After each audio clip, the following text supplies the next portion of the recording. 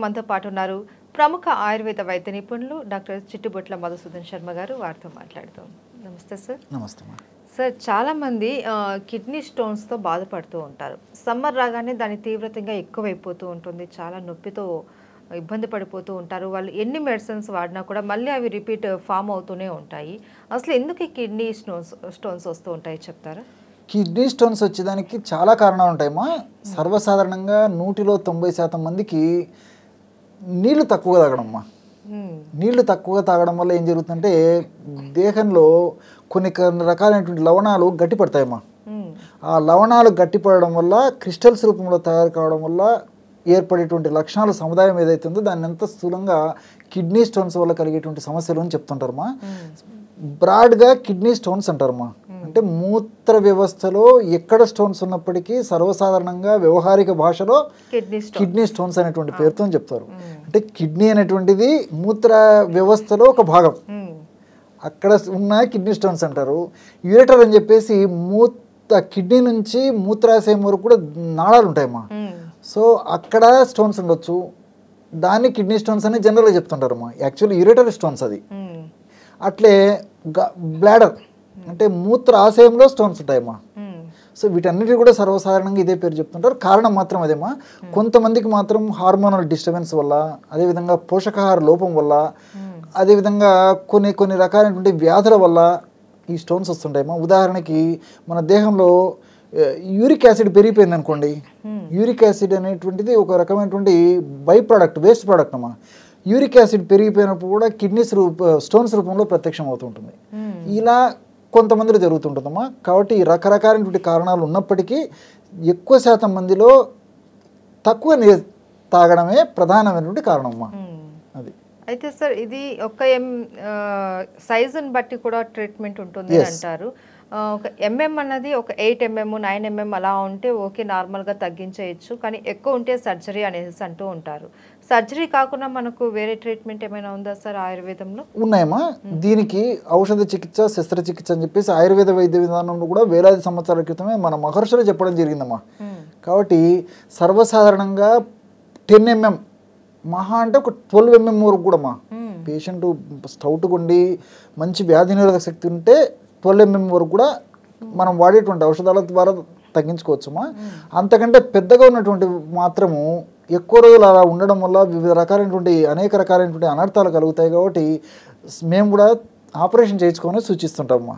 కానీ చిన్న చిన్న వాటికి మాత్రం ఆపరేషన్ చేయించుకోమని చెప్పడం, వాళ్ళు కన్విన్స్ చేసి కూడా చెప్తుంటామమ్మా. కాబట్టి ఇంచుమించు 10 mm మహా అంటే ఒక mm అటో ఇటో వరకు కూడా ఔషధాల ద్వారా తగ్గిపోతున్నాం. Operation not necessary. అయితే సార్, కిడ్నీ స్టోన్స్ రాకుండా ఉండాలి అంటే ఫస్ట్ నుంచి కూడా కొన్ని రకాల ఆహార పదార్థాలు అన్నవి అవాయిడ్ చేయాలి అనేసి అంటూ ఉంటారు. రావడానికన్నా ముందు, వచ్చిన తర్వాత కూడా. అవి ఏంటి సార్? ఇలాంటి ఆహార పదార్థాలు మనం అవాయిడ్ చేయాలి? కిడ్నీ స్టోన్స్ రాకుండా ఉండాలంటమ్మా ఈ కాలానుగుణంగా నేను చెప్తున్నామా, ప్రధానంగా కూల్ డ్రింక్స్, సాఫ్ట్ డ్రింక్స్ తాగకూడదమ్మా. చాలా మందికి తెలియడం లేదు ఇది. ఇటువంటి ఈ పదార్థాలు ఎక్కువ సేవించే వాళ్ళనే ఎక్కువ వస్తున్నాయమ్మా. కాబట్టి ఎంత అవాయిడ్ చేయగలిగితే అంత ఈ యొక్క కిడ్నీ స్టోన్స్ సమస్య నుంచి బయటపడవచ్చమ్మా. వీటికి తోడు టమోటా, పాలకూర, క్యాబేజీ ఇలాంటి పదార్థాలు కూడా కిడ్నీ స్టోన్స్ టెండెన్సీ ఉన్నటువంటి వాళ్ళైతే వాడుకోకూడదమ్మా. మిగతా వాళ్ళందరూ కూడా వాడుకోవచ్చమ్మా, ప్రాబ్లం అయితే లేదు. ఒక్కసారి కిడ్నీ స్టోన్స్ వచ్చినప్పుడు మాత్రం జాగ్రత్త పడాలి. ఎలాంటి జాగ్రత్త పడాలంటే అది కూడా చెప్తానమ్మా. ఇప్పుడు టమాటా ఉంది, పాలకూర ఉంది, క్యాబేజ్ ఉంది. ఇలాంటి పదార్థాలు కూడా ఉడకబెట్టడం వల్ల అంత ఇబ్బంది ఉండదమ్మా. ముఖ్యంగా ఈ పాలకూరలో కొన్ని రకాలైనటువంటి కెమికల్స్ ఉంటాయమ్మా. ఈ కెమికల్స్ వల్లనే కిడ్నీ స్టోన్స్ తయారవుతాయి. ఎప్పుడైతే ఆ పాలకూరను మనం ఉడికించామో ఆ కెమికల్ శక్తి తగ్గిపోతుందమ్మా. కాబట్టి చాలా మందికి దాని మీద కరెక్ట్ అభిప్రాయం లేకపోవడం చేతి ఇబ్బంది పడుతుంటారు. కానీ కాబట్టి పాలకూర కొద్ది గొప్ప ప్రమాణంలో వాడుకోవచ్చు. అదేవిధంగా ఈ యొక్క టమోటా కూడా అమ్మా, టమోటాను పచ్చి టమోటా వాడితే ఎక్కువ ఇబ్బందులు ఎదురవుతాయి. కానీ కొద్దో గొప్ప మనం ఉడకబెట్టి వాడడం కానీ, వేయించి వాడడం కానీ, ఈ విధంగా ఎప్పుడైతే మనం దాని యొక్క ఫార్మ్ మారుస్తామో పచ్చిది కాకుండా, అప్పుడు ముఖ్యంగా ఉడకబెట్టడం వల్లమ్మా, వేయించడం వల్ల కూడా ఒక్కొక్కసారి దాంట్లో ఉన్నటువంటి దోషాలు పోవు. ఉడకబెట్టి వాడుకోవడం వల్ల ఇబ్బంది ఉండదమ్మా, కొద్ది ప్రమాణం వాడుకోవడంలో తప్పు లేదు. ఈ విధంగా క్యాబేజ్ కూడా అమ్మా ఉడకబెట్టి వాడితే అంత దోషం కూడా ఉండదు కాబట్టి ఎప్పుడన్నా వాడుకోవచ్చు. కాబట్టి పరిశోధనలలో కూడా ఈ విషయం నిరూపితమైందమ్మా.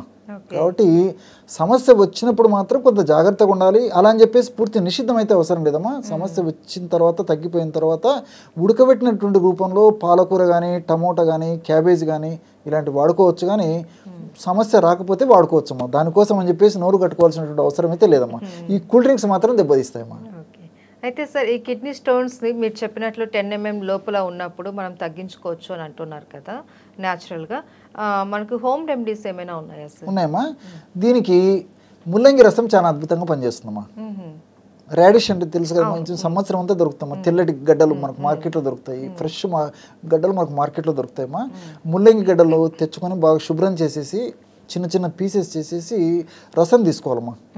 దంచేసి కానీ మిక్సీలో వేసి కానీ రసం తీసుకొని ఫర్ ఎగ్జాంపుల్ ఒక 25 ml to 30 ml ఆ రసం తీసుకొని అందులో 1 గ్రాము బార్లీ గింజలు వేయించి చేసినటువంటి పౌడర్ అందులో కలిపేసేయాలమ్మా. కలిపేసి అవసరమైతే తాగడం కొంచెం ఇబ్బందిగా ఉంటే ఇంత తేనె కలుపుకోవచ్చు, అలాగే తాగగలిగితే అలాగే తీసుకోవచ్చు. ఇలా రోజు ఒక్కసారి ఈ ముల్లంగి గడ్డలని ఈ రూపంలో వాడుకోవడం వల్ల చాలా త్వరగా శీఘ్రంగా సమర్థవంతంగా వెంటనే తగ్గేందుకు ఈ ముల్లంగిలో ఉన్నటువంటి బార్లీలో ఉన్నటువంటి రసాయన పదార్థాలు ఉపయోగపడతాయమ్మా. సో నేను చెప్పినట్లు ఒక స్టేజీలో ఉన్నటువంటి రాళ్ళ సైజును తగ్గించేందుకు ఇవి చాలా అద్భుతంగా పనిచేస్తాయమ్మా.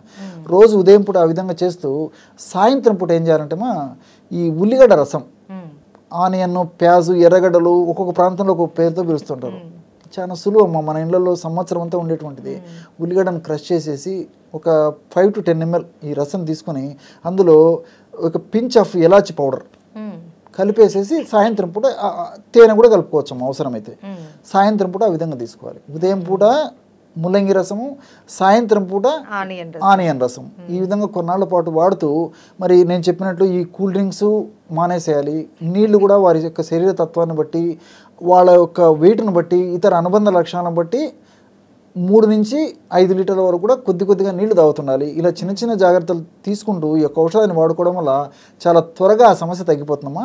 రెండవది ఏంటంటే ఈ ఆయుర్వేద మందుల యొక్క ప్రకృతి ప్రసాదించినటువంటి ఔషధాల యొక్క ప్రత్యేకత ఏంటంటే సమస్య తగ్గిపోయిన తర్వాత యూరినరీ స్టోన్స్ మళ్ళా రాకుండా కూడా దీర్ఘకాలం పాటు మన దేహంలో వీటి యొక్క ఔషధ ప్రభావాలు సదా మనల్ని కాపాడుతుంటాయి. కాబట్టి మనం ఒక్కసారి వాడి ఔషధం ఆ యొక్క సమస్యను తగ్గించుకున్న తర్వాత కూడా దీర్ఘకాలం పాటు కూడా ఆ యొక్క సమస్య నుంచి మనం రక్షించేందుకు ఈ యొక్క ఔషధాలు ఉపయోగపడతాయమ్మా. అన్ని సైడ్ బెనిఫిట్స్ ఉంటాయి, సైడ్ ఎఫెక్ట్స్ ఉండవు కాబట్టి క్షేమదాయకంగా వాడుకోవచ్చమ్మా. అయితే ఆయుర్వేదంలో ఏదైనా మెడిసిన్ ఉందా సార్? ఆయుర్వేదంలో కూడా చాలా చక్కటి ఔషధాలు ఉన్నాయమ్మా. గోక్షాది గుగ్గులు అని చెప్పేసి, అదేవిధంగా చందనాసం అని చెప్పేసి, పునర్నవాది గుగ్గులు అని చెప్పేసి ఇలాంటి అనేక రకాలైనటువంటి ఔషధాలు ఉన్నాయమ్మా. అదేవిధంగా ఈ కొండపిండి వేళ్లతో తయారు చేసినటువంటి కొండపిండి చెట్టును ఉపయోగించి తయారు చేసినటువంటి మెడిసిన్స్ కూడా ఉన్నాయమ్మా. ఇవన్నీ కూడా ఏంటంటే వాళ్ళకే వాడడం క్షేమదాయకం కాదు, ఆరోగ్యదాయకం కాదు, ఆమోదయోగ్యదాయకం కూడా కాదు. కాబట్టి డాక్టర్ల పర్యవేక్షణలో ఇలాంటి ఔషధాలు వాడుకోవడం మంచిదమ్మా. కొన్ని రస ఔషధాలు, అదేవిధంగా కొన్ని పవర్ఫుల్ శక్తివంతమైనటువంటి ఔషధాలను కూడా శుద్ధి చేసి వాడవలసినటువంటి పరిస్థితి ఉంటుందమ్మా. అలాంటి ఔషధాలు ఇప్పుడు ఫర్ ఎగ్జాంపుల్ యాక్చువల్లీ ఇప్పుడు నేను చెప్పబోయేది యునాని ఔషధమైన ఆయుర్వేద వైద్య విధానంలో ఉపయోగిస్తారమ్మా. హజరుల్ యాహుద్ భస్మ అని చెప్పేసి ఒక రకమైనటువంటి రాయి నుంచి తయారు చేస్తారు. అదేవిధంగా శిలాజిత్ భస్మ, ఇలాంటివన్నీ వాళ్ళు మాత్రం వాడుకోకూడదమ్మా.